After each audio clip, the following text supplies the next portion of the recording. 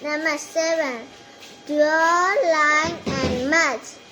Iguana. Iguana. A-E-I-O-U ထဲမှာပါတယ် vowel ထဲမှာပါတယ်သူကအတန်ပါမှာ A-E-I-O-U ထဲမှာပါနော် ostrich က O နဲ့ဆိုင်ဆိုအတန်လဲပါတယ်ဆိုတော့ဘာနဲ့တွားတွဲမှာလဲဆိုတော့ A-N နဲ့တွားတွဲမှာနော်ခစီကဘယ်ဟာနဲ့တွားတွဲရမှာလဲဆိုတော့စီကA နဲ့တွားတွဲရမှာ vowel ထဲမှာမပါဘူး vowel အတန်လည်းမဟုတ်ဘူးနော်အဲကြောင့်မို့ cat ကို A နဲ့တွားတွဲပေးရမယ် window ကြောင့်window ကြောင့်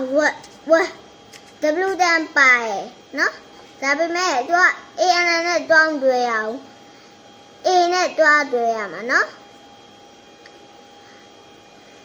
frog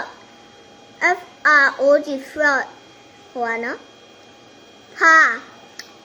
ကြောင့် frog က အတန်ပါဆိုတော့ A-N နဲ့လည်းတွားတွဲဘူး A-N နဲ့တွားတွဲဘူး A နဲ့တွားတွဲမှာနော် zebra ကြတော့သူက A နဲ့တွားတွဲမှာဘာလို့လဲဆိုတော့ vowel ထဲမှာလည်းမပါဘူး A-E-I-O ထဲမှာလည်း A-E-I-O-U ထဲမှာလည်းမပါဘူးဆိုတော့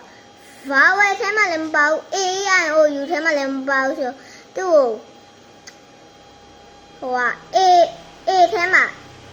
တွားခဲရမှာတွား join ရမှာပေါ့ apple A နဲ့စာရယ်စောကြောအဲ့လိုတန်းနေပါရယ်ပါတော့ကြောင့်သူက A နဲ့တွားမတွေ့ဘူးဟာကြောင့်သူက A-N နဲ့တွားတွေ့မှာA-E-I-O-U ထဲမှာပါရယ် vowel လည်းဖြစ်တယ် vowel တန်လည်းထွက်တယ်vowel တန်လည်းထွက်တယ်ဆိုတော့နော်သူက A နဲ့တွားမတွေ့အောင် A-N နဲ့တွားတွေ့ရမှာ cat ကြောင့်သူကနော် K တန်နဲ့စဆိုA-N နဲ့တွားမတွေ့အောင် A နဲ့တွားတွေ့မှာဘာလို့လဲဆိုတော့ cat က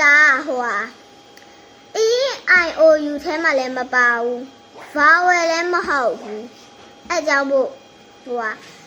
cat ကို A-N ထဲမှာမထည့်ဘူးA ထဲမှာပဲတွားထည့်မှာနော်အခုကြောင့် elephant ကြောင့် A-E-I-O-U ထဲမှာပါတယ် vowel တန်လဲပါ